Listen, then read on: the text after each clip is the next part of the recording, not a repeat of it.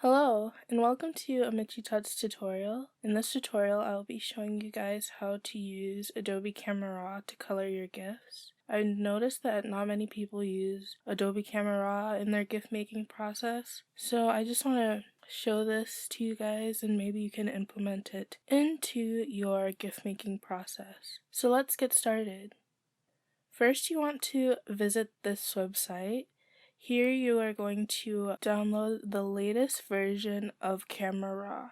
Just make sure that the version you download is version 10.5 or higher. To update to the newest version, you're going to need Adobe Photoshop CC. So if you have Adobe Photoshop CS6, unfortunately, you're not going to be able to use one of the newest features that was added to Camera Raw 10.5, but you can still follow along with this tutorial. I'll just add the newest feature of Adobe Camera Raw to the end of this tutorial so that people with earlier versions of Photoshop can see the basic adjustments that you can make in Camera Raw. So once you've downloaded the exe or the package file if you're on Mac, you want to open up your GIF scene in Photoshop. So I have my GIF scene right here. So you want to be in video timeline mode. As you can see, I'm in video timeline mode right here. Now say you're in frame animation mode, like I'm showing here. You'll need to go ahead and convert the frame animation to video timeline mode. So I'll just show you how to do this. So you want to click the new action button in your actions panel, and you want to give your new action a name and hit enter to start recording. Now Photoshop will record each click that you make in the program. In the right hand corner of the timeline panel, you want to click on the menu and go up to select all layers. Now when I started recording this action, I made a click that I don't want. So I'm just going back and I'm stopping the recording and I'm deleting that. And then I'm pressing the record button again to continue with my action. Next, you want to click on the delay of one of the frames and set it to no delay. Then in your left-hand corner of your timeline panel, click the Convert to Video Timeline Mode button. Press Ctrl-Alt-A on your keyboard to select all the layers. Right-click on one of the layers and convert to Smart Object. You're ready to stop the action, and whenever you're in frame animation mode, you can quickly click that action to go into video timeline mode. So now that we've converted the timeline, you want to find a frame of your GIF where it's pretty well lit and it's pretty sharp, because when you are in Adobe Camera Raw, you don't want to over sharpen. And if you choose a darker frame, then if you start adjusting the brightness and everything, it might be way too bright when the GIF scene moves from a dark scene to a lighter scene. Now we can go ahead and use Adobe Camera Raw. Go to Filter, scroll down to Camera Raw Filter, and right when you open up Adobe Camera Raw, you'll notice that your image is zoomed in. So all you need to do is go down to the menu and change it to 100%. So here are the panels of Adobe Camera Raw. There's 9 different panels, and I'll be walking you through each one. Now the very first tab is the basic tab. At the top, there's this profile section. Now this will not be available if you have Adobe Photoshop CS6 or lower. I will just save this till the end, but for now, let's just show you what you can do with every version of Adobe Camera Raw. So first is the temperature slider. What you need to know is blue is the opposite of yellow, and cold is the opposite of warm. If you bring the slider to the left, you're going to make your image more cooler and decrease the yellow tones in the image. Now I felt that the skin was a little too green and a little too warm, so I brought it down just a tiny bit. And with tint, green is the opposite of magenta. So if you pull it to the right, you're going to get magenta tones into your image. Next is the exposure slider. Now this is pretty self-explanatory. It's basically the brightness of your image. Now you want to be careful with the slider because it gets bright with very minimal movement of the slider, so you don't want to push it too far. And then with the contrast, if I bring the contrast to the right, the darker areas of the image get darker and the lighter portions of the image get lighter. And if I bring it all the way to the left, the very bright portions of the image have the same brightness as the dark points of the image. Now in this tutorial, I'm just showing you guys how I like to color my GIFs, and I like my GIFs to be very contrasted. With the highlights, this targets the lightest portions of your image, and it makes the lightest portions of your image lighter, or they make it darker. Now I like to brighten up my highlights, but sometimes it's a little too bright, so I go to the whites, which target a wider spectrum of light colors than the highlights. So I like to bring that down to, again, add contrast. This is adding contrast between the lightest areas and the lighter areas. Now with the shadows, I bring those down, and I also bring down the blacks. Shadows are a tiny bit lighter than the darkest colors, and the blacks are the darkest colors. Now with clarity works like a micro contrast slider that slightly sharpens the image the more you pull it to the right, and if you bring it all the way to the left, it makes it very blurry, kind of a dreamy look. But I like to bring it up a tiny bit, not too much, because it will bring out like a lot of the details in the image. Now with dehaze, this slider is used for images with a lot of fog, but I like to use them on portrait GIFs just to darken up the image just a tiny bit. Now vibrance is a less powerful version of saturation. That's how I like to think of it. It increases the saturation of areas with lower saturation. Now, as you can see with the saturation slider, if I bring it all the way to the right, it's super saturated. So I just like to bring up the vibrance more to stop myself from oversaturating. I just like to bring the saturation down before I bring the vibrance up. Now I'm just fiddling with the different sliders. Okay, on to the next tab, which is the tone curve. Now the tone curve divides the brightness of your whole image into quarters. So you have the shadows, the darks, the lights, and the highlights, which are noted down here as sliders. So the highlights would be here, the lights would be here, the darks would be here, and the shadows would be in the quadrant furthest to the left. Now these little sliders control how much of the image you want to consider a highlight or a light or a shadow. Now to show how this works, I'm going to bring my highlights all the way up to 100 and bring the slider furthest to the right to the left. And as you can see, my image is getting really bright because I'm telling the parametric curve that I want the areas that are kind of light, I want those to be considered highlights too. I'm going to do the same with the shadows. Now if I bring the shadows all the way down and I start bringing it to the right, it makes the portions of the image that are lighter than the darkest shadows dark as well. Now I'm just going to reset everything and color as normal and bringing up the highlights. I'm gonna bring down those light areas, darken those up, darken up the darks, and darken up the shadows. And yeah, that's it for the parametric curve. This is just like the curve adjustment layer in Photoshop.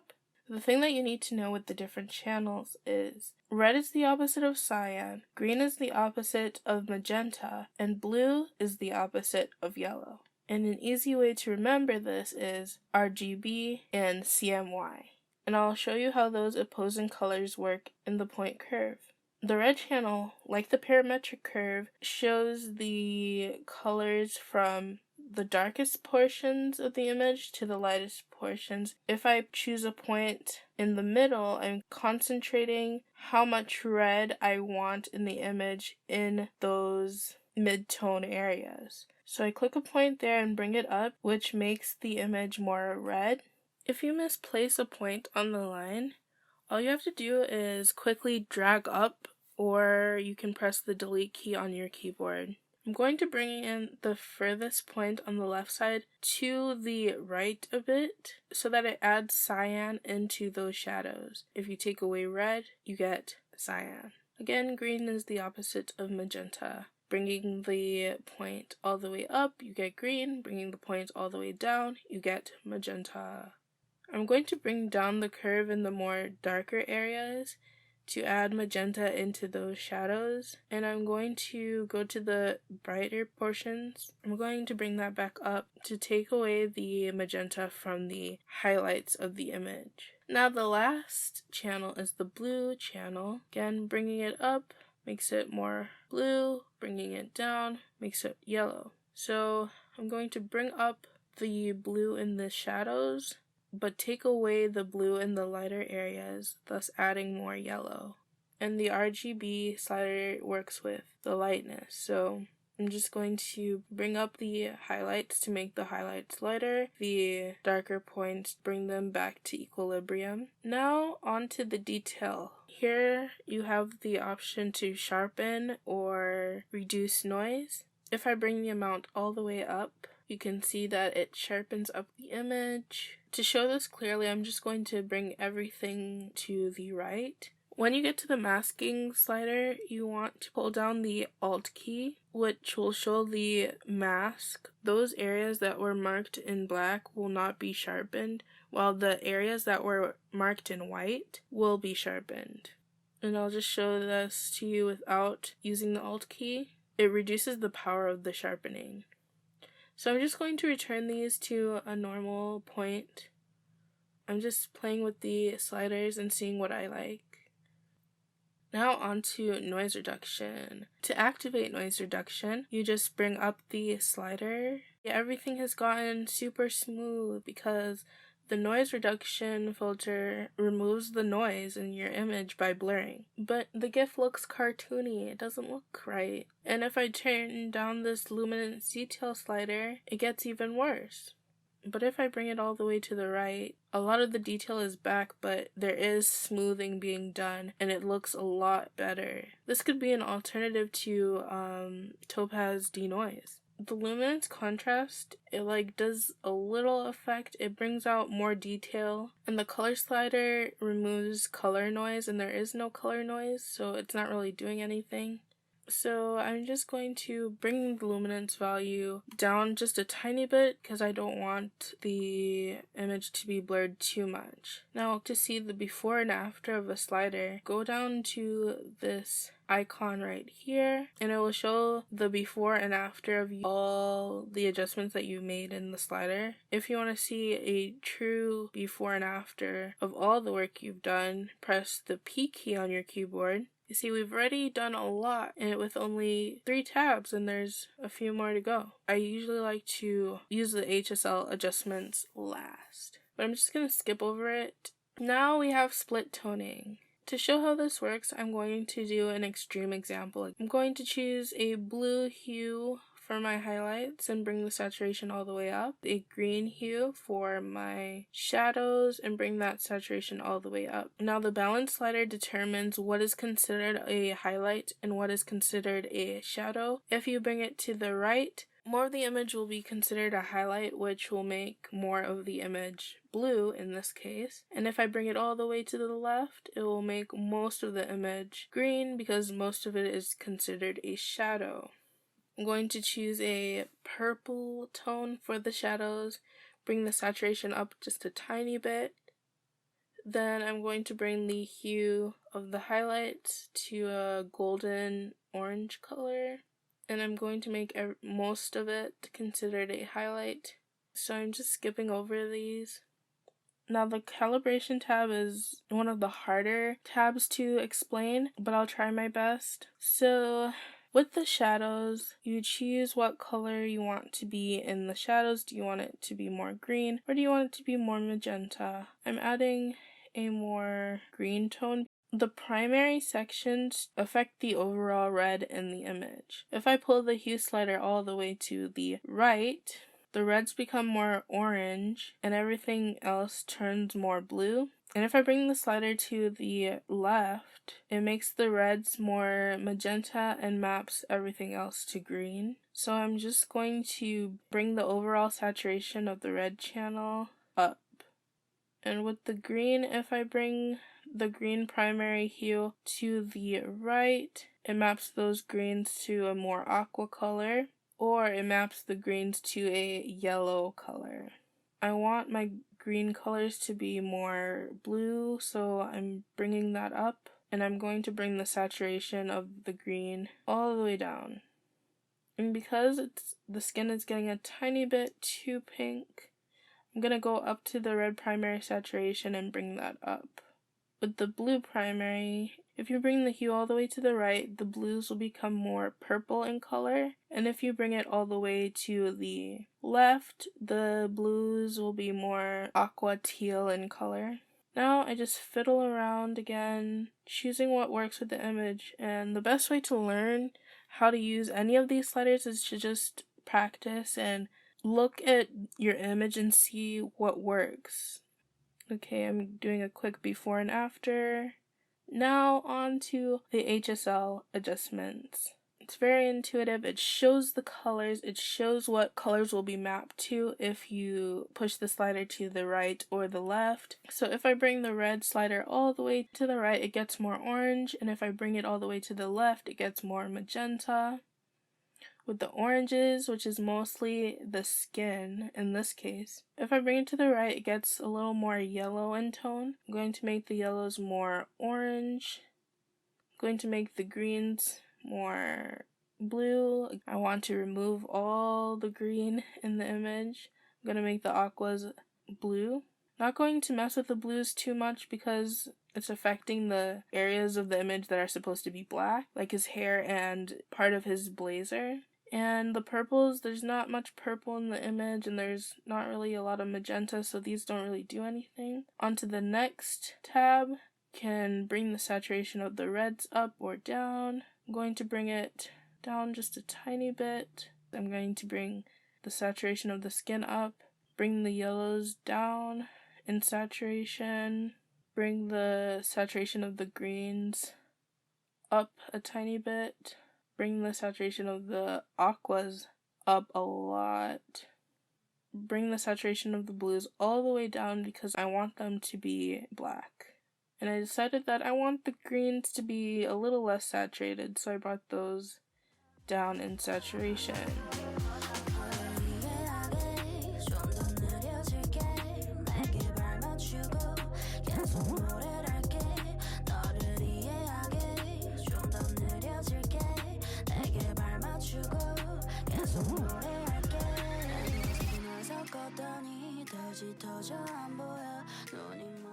And now I'm done, but I'm just going to go back and fix different things and see what I like. And that's the great thing, you can always go back and adjust.